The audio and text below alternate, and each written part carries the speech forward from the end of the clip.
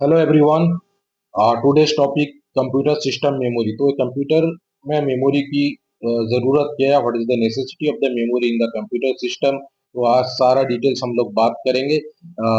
ये प्रेजेंटेशन के शुरू में ही मैंने एक यहाँ पे पिक्चर रखा है ह्यूमन मेमोरी ब्रेन।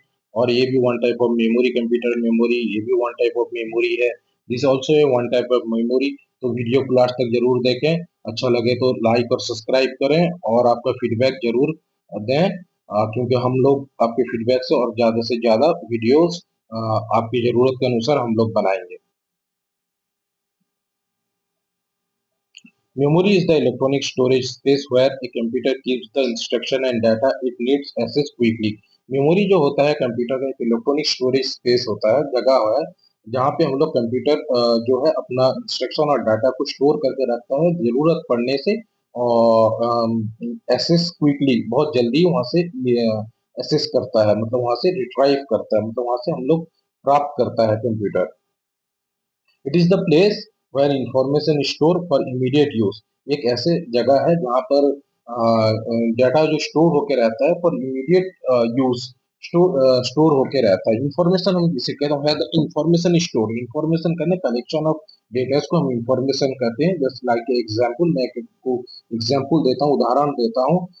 सपोज एक स्टूडेंट डेटाबेस है, हम स्टूडेंट डेटाबेस प्रिपेयर करने के लिए हमको कोई डेटा की जरूरत है, लाइक स्टूडेंट का नेम, रोल नंबर, उसका गार्डियन का डिटेल्स, एड्रेस डिटेल्स, बहुत सारे मोबाइल नंबर, ये सारा डेटा है। जब हम इसको एक सिस्टम पे एक प्रॉपरली हम इसको बनाते हैं, एक सीट बनाते हैं, तो एक इंफॉर्मेशन बन जाता है जिसे कहते हैं स्टूडेंट इंफॉर्मेशन सिस्टम। एक एग्जाम्पल है। तो जब हम इसे जरूरत इसकी स्टोर करके रखते हैं, जब हम इसे जरूरत पड़ता है by name by roll number हम सर्च करते हैं, तो वहां से सारे स्टूडेंट का रिकॉर्ड्स डेटाबेस हमको मिल जाता है। तो ये सारा चीजें कंप्यूटर के मेमोरी पे स्टोर होके रहता है। जब मेमोरी नहीं है तो फिर वो फिर स्टोर नहीं हो पाएगा, डाटा नहीं मिल पाएगा। तो इस खासियत है कंप्यूटर के मेमोरी का। नेक्स्ट पॉइंट हम लोग बात करेंगे, memory is an important component of a computer, without it the system would not operate correctly. तो कंप्यूटर का जो मेमोरी एक इम्पोर्टेंट कंपोनेंट, पहले कंपोनेंट हम समझते हैं कंस्टिट्यूशन ऑफ पार्ट्स। तो एक लेट्स से एग्जांपल, अब हम कंप्यूटर के असेंबली बनाने के लिए हम लोगों को प्रोसेसर का जरूरत होता है, कीबोर्ड की जरूरत होता है, आउटपुट डिवाइस का जरूरत होता है, मॉनिटर का जरूरत है। तो वन ऑफ देम कंप्यूटर का मेमोरी भी बहुत ही एक इम्पोर्टेंट कंपोनेंट है। Without it the system would not operate correctly. जब मेमोरी नहीं है, जब वो स्टोर नहीं हो सकता है, जब उसका कोई डेटा रह नहीं सकता है, तो कंप्यूटर ऑपरेट होएगा कैसा, नहीं हो पाएगा ना। तो मेमोरी, इसीलिए मेमोरी एक इम्पोर्टेंट कंपोनेंट है। The computer operating system, hardware, software, all rely on memory to function properly. तो कंप्यूटर का एक ऑपरेटिंग सिस्टम है, जो ऑपरेटिंग सिस्टम एक ब्रिज बनाता है, मतलब एक दूसरे से कनेक्शन लेता है हार्डवेयर को क्या करना, हार्डवेयर से जो इंस्ट्रक्शन आता है, लाइक कीबोर्ड हो, माउस से वो कौन सा इंस्ट्रक्शन ऑपरेटिंग सिस्टम उसको हमारे सॉफ्टवेयर पे, हमारे प्रोसेसर पे उसको जोड़ता है, फिर से आउटपुट हमको आता है। तो ये इसे भी इंस्टॉल होने के लिए मेमोरी का जरूरत है।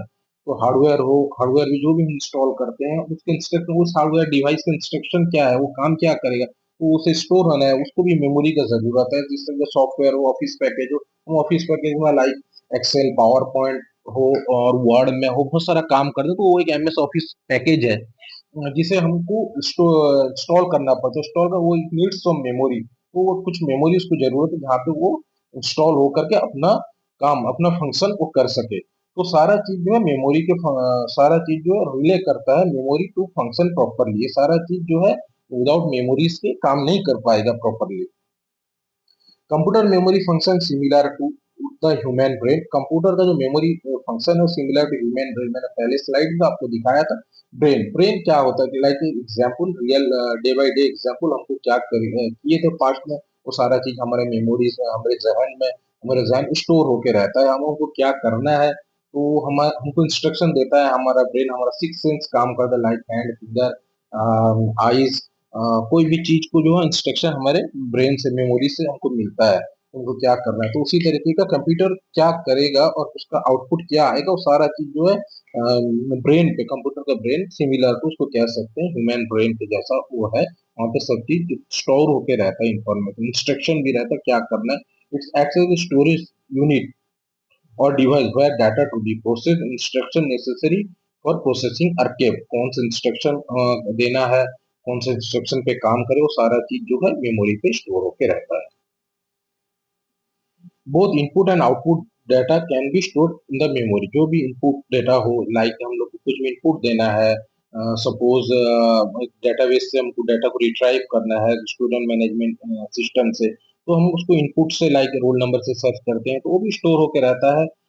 तो हम सर्च करेंगे तो फिर वो इनपुट देंगे तो वो फिर डाटा जो है हार्ड स्टोरेज से वो रिट्राइव करेगा, क्विकली एक्सेस करेगा, हमको आउटपुट में शो अप करेगा। और डेटा को लाइक प्रिंटर के थ्रू हम प्रिंट ले सकते हैं, विजुअलाइज कर सकते हैं थ्रू मॉनिटर से, ये सारा चीज होता है। और ये सारा काम थ्रू मेमोरी से होता है। How does computer memory works? तो कंप्यूटर मेमोरीज कैसे काम करता है, तो हम लोग समझेंगे। यहाँ एक डाटा फ्लो डायग्राम्स है, डाटा फ्लो डायग्राम्स है। तो कंप्यूटर किस तरीके से काम करता है through keyboard, mouse, input device और बहुत सारी इनपुट डिवाइसेस हैं। तो यहाँ पे चिप है, प्रोसेसिंग करता है। सपोज हमको कोई स्टूडेंट का डेटाबेस से थ्रू रोल नंबर से हमको एसेस करना है, और या फिर हमको कोई डेटा बनाना है, एक डेटाबेस हम कीबोर्ड और माउस से लाइक नया roll number, address, mobile number, contact number, ये सारा ग्रेड, वो सारा चीज हम प्रिपेयर कर रहे हैं। और डेटा पे यहाँ पे प्रोसेसिंग यूनिट प्रोसेसर पे प्रोसेस होता है, फिर ये जा करके फ्लैश मेमोरी हो और हार्ड ड्राइव में हो, ये सारा चीज यहाँ पे सेव होके रहता है। फिर से जब हमको आउटपुट पे देखना है तो हम कैसे देखेंगे, तो यहीं से जब हम लोग देंगे इनपुट में, हमको रिट्राइव करना है डाटा, तो सर्च सर्च करेंगे। सपोज थ्रो रोल नंबर, तो हम रोल नंबर पे सर्च करेंगे, तो यहाँ पे वो प्रोसेस करेगा, जो वो सर्च करेगा मेमोरी में जाके कहाँ पे ये रोल नंबर का डेटा इंफॉर्मेशन अवेलेबल, तो वहां से वो रिट्राइव करेगा डेटा को, क्विकली एक्सेस करेगा। फिर से यहाँ पे वो प्रोसेस होगा, इंस्ट्रक्शन है, हमको प्रिंट करना है और व्यू करना है, मॉनिटर पे देखना है, आउटपुट डिवाइस में जब प्रिंट करना है तो हमको आउटपुट डिवाइस में प्रिंटर के थ्रू प्रिंट करके वो पेपर्स में आ जाएगा। जब हमको सिर्फ ओनली विजुअलाइज करना है तो हम मॉनिटर पे विजुअलाइज करते हैं। ओके, ये सारा मैकेनिज्म है। तो how memories, computer memory works. तो मेमोरी मेमोरी दो तरीके का होता है, प्राइमरी मेमोरी और सेकेंडरी मेमोरी। प्राइमरी मेमोरी पे हम लोग का आता है राम एंड रोम,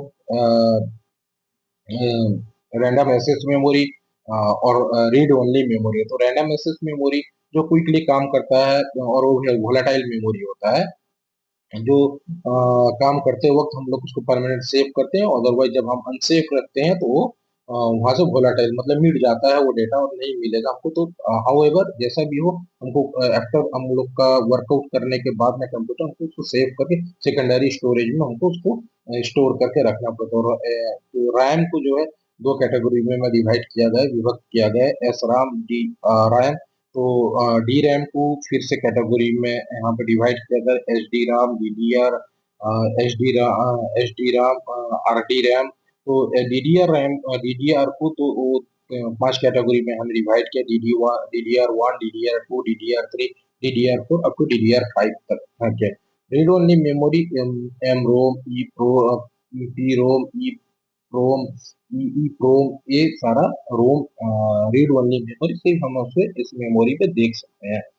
तो secondary memory magnetic tape, magnetic disk, optical disk, flash memory, ये सारा चीज है जो है सेकेंडरी मेमोरी। जैसे कि हम हार्ड ड्राइव को भी एक सेकेंडरी, एक्सटर्नल हार्ड डिस्क को भी हम एक सेकेंडरी मेमोरी कहते हैं, जहाँ पे हम लोग स्टोर करके अपना डेटा रखते हैं। तो इनसाइड कंप्यूटर भी हो सकते हैं, आउटसाइड कंप्यूटर में भी हम लोग स्टोर करके एक्सटर्नल डिवाइस से हम लोग रख सकते हैं। बहुत सारी जगह पे हम लोग अभी कंप्यूटर कंप्यूटर में जब बात करते हैं तो इलेक्ट्रॉनिक्स में, तो mobile is one of the latest technology जो मोबाइल पे होता है। सब लोग प्राइमरी मेमोरी कितना होना चाहिए, सेकेंडरी हार्ड डिस्क कितना होना, सेकेंडरी मेमोरी कितना होना चाहिए, 128 GB, 256 GB रैम, 4 GB चाहिए रैम, 8 GB, 16 GB ऐसा होता है, क्योंकि रैम इसी तरीके होता है जो प्रोसेसिंग को फास्ट करता है। तो सेकेंडरी मेमोरी परमानेंट स्टोर करके रखता है। हम लोग बहुत सारे चीज को जो है इस तरीके से स्टोर करते हैं। Computer memory, primary memory, RAM और कैच मेमोरी। तो प्राइमरी मेमोरी का जो कैरेक्टरिस्टिक्स है, temporary temporary memory used for immediate processing. ये टेम्पोररी मेमोरी कुछ वक्त के लिए मेमोरी रहता है, और यूज फॉर इमीडिएट प्रोसेसिंग, उसी वक्त में ये प्रोसेसिंग करता है। Very fast, non nano second, बहुत ही क्विकली काम करता है, क्योंकि सेकेंडरी मेमोरी से data retrieve as compare to primary memory को हम कंपेयर करते हैं तो वो बहुत नानो सेकेंड्स में डाटा को रिट्राइव करता है, मैंने एक्सेस करता है। Store data currently in use for processing, ये उसी वक्त में डाटा को स्टोर करता है जिस वक्त तक ये प्रोसेस करता रहता है। तो सेकेंडरी मेमोरी हार्ड डिस्क हो, एचडीडी हो, यूएसबी हो, जैसा मैंने बता रहा था, पेन ड्राइव हो, एक्सटर्नल हार्ड डिस्क हो, एसएसडी ड्राइव हो, हार्ड ड्राइव हो, permanent storage for long term data retention, ये परमानेंट स्टोरेज हो गया यहाँ पर डाटा, वो लॉन्ग लाइफ के लिए वहाँ पे डाटा स्टोर होता है, जब हमको जरूरत होगा तो हम वहाँ से एक्सेस करते हैं। Slower compare to the primary memory, definitely ये थोड़ा सा स्लोअर होगा, क्योंकि ये बहुत मेमोरी पे स्टोर होके रहता है हार्ड डिस्क पे, तो यहाँ से निकलना वो भी बहुत मिली सेकेंड, मतलब ये नैनो सेकेंड में काम करे, मिली सेकेंड वो हमको फील नहीं कर नहीं सकते, वो सेम टाइप हमको लगेगा काम कर रहे। Store files, operating system, programs and backup में यहाँ पे बता रहा था लास्ट स्लाइड में। तो स्टोर फाइल्स, फाइल्स हम दो फाइल्स फाइल बनाए थे, just like a student management system का जैसा फाइल हम लोग बनाए थे, तो हम वो फाइल्स में स्टोर करते हैं। ऑपरेटिंग सिस्टम जो मैं बताया था, उसको भी जरूरत है मेमोरीज का, तो वो भी स्टोर प्रोग्राम, जो भी प्रोग्राम्स है आजकल नए नए टाइप्स का प्रोग्राम्स लॉन्च हो रहा है, एमएस ऑफिस हो, एमएस पैकेज हो, टैली हो, ये सारा प्रोग्राम जो है वहाँ स्टोर होकर बैकअप भी होकर रहता है, तो फ्यूचर से हम उसे एक्सेस करते हैं। तो यहाँ पे हम लोग बात करेंगे कंप्यूटर मेमोरी यूनिट। तो मेमोरी कैसा हम लोग कैलकुलेशन करते हैं। तो computer memory unit is the amount of data that can be store in the storage unit. कोई डाटा का कुछ लिमिट है, मतलब कि अमाउंट है जो स्टोर होता है, ऐसा नहीं है। तो डाटा का अमाउंट होता है, हम कोई भी चीज, एक सपोज एक लाइक एग्जांपल देते हैं, हमारे पास एक बकेट, हमको वाटर कितना उसमें रखना है, 1 लीटर हो, 2 लीटर हो, 3 लीटर, उसका सबका सभी का एक एक कैपेसिटी है, तो उतने ही डाटा वो स्टोर करके रख सकेगा। That can be store capacity express in term of bytes. तो मैं बता रहा कैपेसिटी का मतलब बाइट्स में वो कन्वर्ट किया गया है। तो serial number, unit and description, ये तीनों चीज मैं आपको समझा रहा हूँ। Bit, binary digit, binary digit is a logical zero and representing passive और active state of a component in an electric circuit. Bit सबसे पहला हुआ, बीट, बीट एक मेमोरी है, एक उसका खुद का कैपेसिटी है। तो वो एक binary zero and one represent passive and active state of component. ये कंपोनेंट जीरो मतलब कि ऑफ कंडीशन पे है, वन मतलब कि डेटा स्टोर कर रहा है। तो इलेक्ट्रिक सर्किट में ये डिटेल्स बता रहा है हमें। तो नेक्स्ट पॉइंट तो देख रहे हैं, निबेल, ये group of 4 bits, suppose 4 bit का डेटा हो गया तो उसे हम बोलेंगे कॉल्ड एज निबेल। तो जीरो एंड वन रिप्रेजेंट करता है डाटा स्टोरेज। जब 4 बिट डेटा वहाँ हो गया तो मेमोरी पे वो स्टोर हो गया, मेमोरी को ऑक्युपाई कर लिया 4 बिट, तो उसे हम बोलेंगे 1 निबेल। तो 4 बिट हो गया तो हम उसे बोलेंगे 1 निबेल डेटा हो गया। तो group of 4 bit is called 1 nibble. Byte, उसी तरीके का बाइट हम कहते हैं उससे नेक्स्ट जो साइज है, कैपेसिटी है, byte. A group of 8 bit is called byte. जब वो 8 बिट डेटा जब ग्रुप हो जाता है, एक ग्रुप बन जाता है, 8 बिट हो गया, तो उसे हम बोलते हैं 1 बाइट। ये byte is the smallest unit, सबसे छोटा यूनिट है, which can be represent data in term of represent a data item और एक कैरेक्टर। तो जब 8 बिट हो गया कोई डेटा, तो वो एक कैरेक्टर को रिप्रेजेंट करने लगा। ओके, तब तक एक कैरेक्टर शो अप नहीं करेगा, तो मिनिमम 8 बिट बना तो वो एक 1 बाइट हुआ, वो कैरेक्टर को रिप्रेजेंट करेगा। तो यहाँ समझ में 8 बिट 1 बाइट। तो किलोबाइट केबी हम बात करेंगे, 1024 बाइट 1 KB।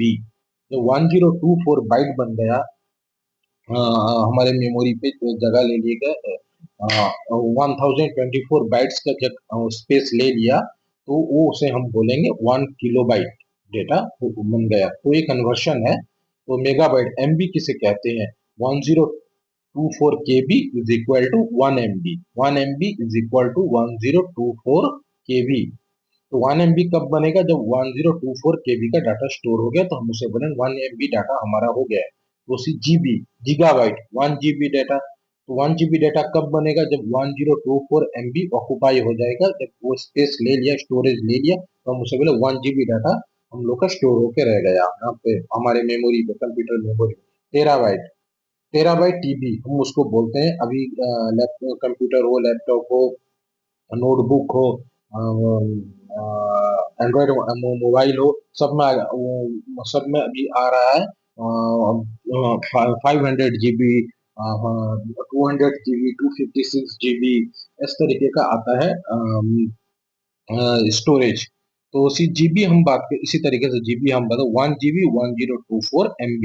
तो 1024 MB हो गया, तो हम उसको समझ में समझेंगे तो 1 GB डेटा हमारा स्टोर होके रह चुका है। तो टेराबाइट टीबी, टीबी किसे बोलते? 1 TB 1024 GB, 1024 GB जब हो गया तो हम उसे बोले 1 TB डेटा हमारा स्टोर होके रह गया। Petabyte PB, short for 1 TB 1024 TB। 1024 TB का जो ह्यूज डेटा जब हमारा मेमोरी पे स्टोर हो गया तो हम उसे बोलेंगे, हम उसे कहेंगे the term of 1 TB data हमारे पास हमारे कंप्यूटर के मेमोरी पे सेव हो करके रखा है।